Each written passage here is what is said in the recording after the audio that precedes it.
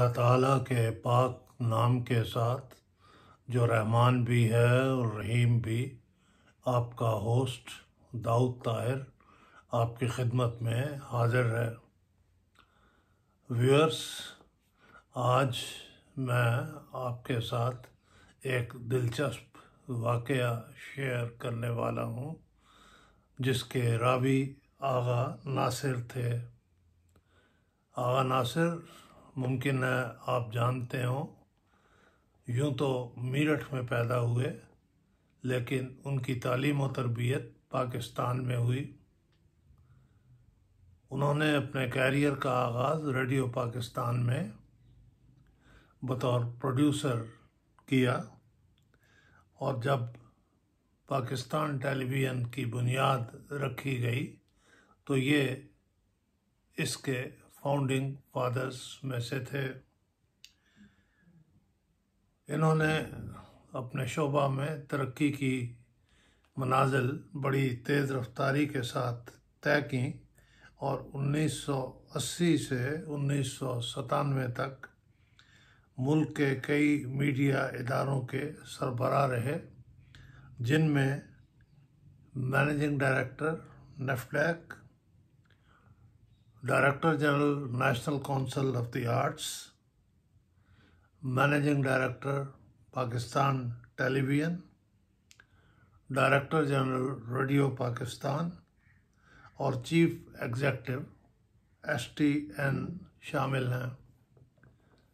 इन्होंने एक से ज़्यादा किताबें लिखी हैं। एक किताब का नाम गुलशन याद है, जिसमें उन्होंने अपनी ज़िंदगी के बाज़ दिलचस्प वाक़यात बहुत खूबसूरत अंदाज में बयान किए हैं। इसी किताब में रमज़ान अली ठाकुर नामी एक नौजवान का किस्सा भी है। ये किस्सा नहीं, वाक़या है, हकीकत पर मबनी है। ऐसे वाक़यात दुनिया में रूनुमा होते रहते हैं, लेकिन कम कम। आप लिखते हैं और मैं ये आगा नासिर की किताब गुलशन याद में से पढ़कर सुना रहा हूँ। आप लिखते हैं, रमज़ान अली ठाकुर बरसों पहले रेडियो पाकिस्तान कराची में मेरे पास आया करता था। वो बहुत गरीब था।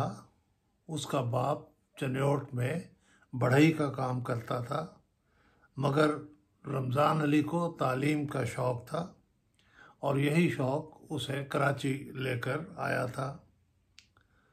वो अपने मामू के साथ रहता था जो कराची पोर्ट ट्रस्ट में क्लर्क था।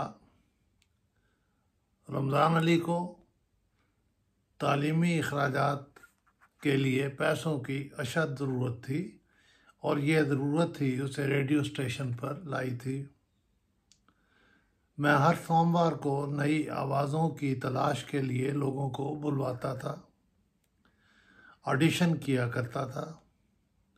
रमज़ान अली भी किसी पीर को ऑडिशन के लिए आया और जब मैं अपना काम ख़त्म करके स्टूडियो की सीढ़ियों से उतर कर जा रहा था तो वो मुझे नीचे खड़ा मिला और उसने डरते डरते कहा कि वो मुझसे बात करना चाहता है।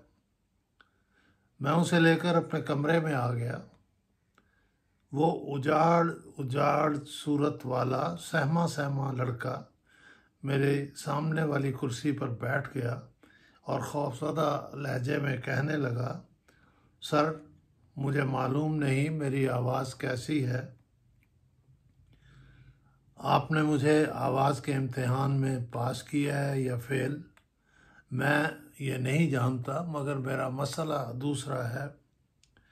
और फिर उसने अश्कबार आँखों से अपनी सरगुज़श्त सुना दी। वो तालीम हासिल करना चाहता था, कम अज़ कम मैट्रिक पास करना उसकी मंजिल थी। इसके पास स्कूल की फ़ीस अदा करने, किताबें ख़रीदने और दीगर तालीमी अखराजात के लिए पैसे नहीं थे। उसने रुंधे हुए लहजा में कहा, सर, मैं बड़ी आस लेकर आपके पास आया हूँ। आगा नासिर लिखते हैं, मुझे अब याद नहीं उसकी आवाज़ कैसी थी, मगर उस वक़्त ये बात ज़रूरी न थी। मुझे तो बस किसी तरह एक गरीब तालिब इल्म की मदद का सामान करना था। मैंने उसे ऑडिशन में पास कर दिया और फिर अपने दोस्त रियाज फरशोरी से कहकर, जो उन दिनों स्कूल ब्रॉडकास्ट सेक्शन के इंचार्ज थे, रमज़ान अली ठाकर को एक हफ्तावार प्रोग्राम में मुस्तकिल बुकिंग का इंतज़ाम कर दिया। एक प्रोग्राम में हिस्सा लेने की फ़ीस उसे 10 रुपये मिलती थी और महीना के 40 रुपये। उस ज़माने में ये रकम उसके अखराजात के लिए काफ़ी थी। गालिबन साल से ज़्यादा ये सिलसिला चला और फिर रमज़ान अली ठाकर गायब हो गया। मुझे ये भी मालूम न हो सका कि उसने मैट्रिक पास किया या नहीं। इसके बाद आगा नासिर अमेरिका के किसी शहर में एक बहुत बड़े स्टोर में उसे देखते हैं। वो लिखते हैं, आज बरसों बाद वही लड़का कीमती सूट में मलबूस, हाथ पर महंगी घड़ी बांधे, मेडिसन एवेन्यू के कॉस्मोपॉलिटन फ्रंटियर्स के शोरूम में खड़ा था। मुलाकात हुई। वो मेरा हाथ पकड़कर अपने डेस्क के पास ले आया। उसके चेहरे पर बेपनाह खुशी के तासुरात थे। वो कहते हैं, मैंने पूछा, रमज़ान अली, क्या तुम इस शोरूम के मैनेजर हो? वो एक खुशगवार हैरत के साथ गोया होता है, सर, आपको मेरा नाम अभी तक याद है? फिर ज़रा वक्फा के बाद बोला, मैं इस शोरूम का मैनेजर नहीं, मालिक हूँ। आगा नासिर कहते हैं, इस बार खुशगवार हैरत की बारी मेरी थी। और लिखते हैं, मेरी आंखों के सामने एक बार फिर खाकी जीन, चेक वाली कमीज़ और मैली मैली रंगत वाला लड़का आन खड़ा हुआ। यह सब कैसे हुआ? मैंने पूछा। क्या तुमने मैट्रिक का इम्तिहान पास कर लिया था? हाँ जी, मैं इम्तिहान तो पास कर चुका था, मगर इसके बाद मुझे वापस गांव जाना पड़ा। मेरे अब्बा जी को फालिज हो गया था और वो काम काज के काबिल न रहे थे। माँ और 2 बहनें बिल्कुल बेआसरा हो गई थीं। मैंने अब्बा का काम संभाला, पैसा जमा करके बहनों की शादी की, और फिर जब अब्बा और इसके कुछ अरसे बाद मेरी माँ भी मर गई तो मैं पानी के जहाज़ का टिकट ख़रीद कर इंग्लिस्तान आ गया। वहाँ मुझे एक बैंक में मुलाजमत मिल गई। वो नौजवान अब सारा किस्सा अपना बता रहा है। मैं आगे तालीम हासिल करना चाहता था, मगर मेरा मसला वही था। मेरे पास सिर्फ गुज़र औक़ात के पैसे थे, तालीम के अखराजात न थे। फिर वो थोड़ी देर के लिए खामोश होता है और फिर बड़ी अकीदत से आगा नासिर की तरफ देखते हुए कहता है, मैंने लंदन में भी एक बार फिर रेडियो स्टेशन का रुख किया। वहाँ BBC की उर्दू सर्विस में मुझे एक नेक दिल और मेहरबान प्रोड्यूसर मिल गए, जो मुझे महीने में इतनी आमदनी करा देते थे कि मैं आगे पढ़ सकूं। इसके बाद आगा नासिर ने बयान किया है कि वो प्रोड्यूसर कौन थे और फिर उनके मुतल्लिक कुछ गुफ्तगू के बाद लिखते हैं कि इस नौजवान ने बताया कि मैं अमेरिका किस तरह आया।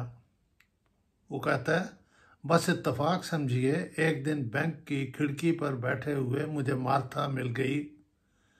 उसने गर्दन झुकाई, ज़रा कुछ देर सोचा और फिर बात शुरू की। मार्था से मिलने के बाद मेरी ज़िंदगी बदल गई। वो अमेरिका की रहने वाली थी, बेहद दौलतमंद थी और उसका शौहर वफ़ात पा चुका था। फिर यूँ हुआ कि इंग्लिस्तान से वापस अमेरिका लौटते हुए वो मुझे अपने साथ यहाँ ले आई। कुछ अर्सा बाद हमने शादी कर ली। उसके बेअंदाज़ा कारोबार का मसरफ मैंने ये किया कि फ़र्नीचर का काम शुरू कर दिया।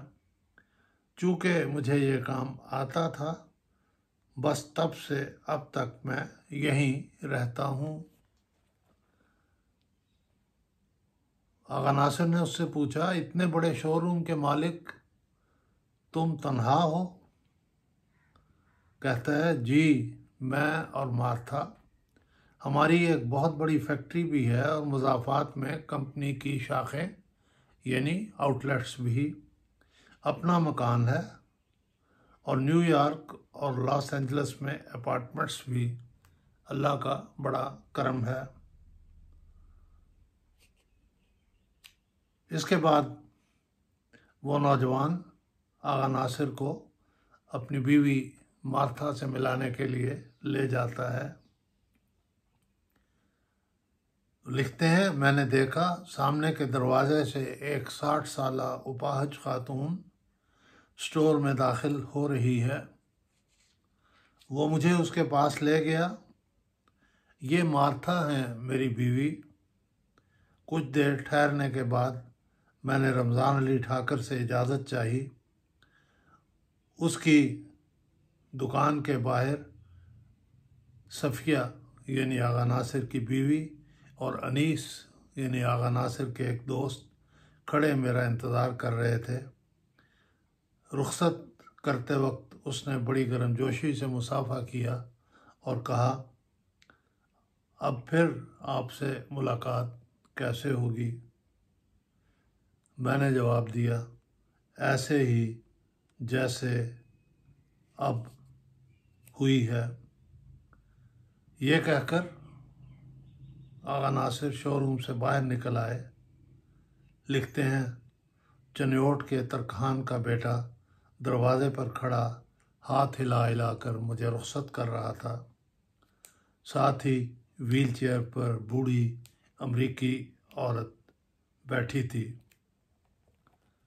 व्यूअर्स, अगर आपको ये वाक़या जो चनियोट के एक तरखान के बेटे से ताल्लुक़ रखता है और सच्चा वाक़या है, दिलचस्प मालूम हुआ हो तो अज़रा मेहरबानी इस वीडियो टॉक को लाइक ज़रूर कीजिएगा और मेरे चैनल को सब्सक्राइब करना मत भूलिए ताकि आइंदा आपको मेरी वीडियोस सबसे पहले मिला करें। बहुत शुक्रिया व्यूअर्स।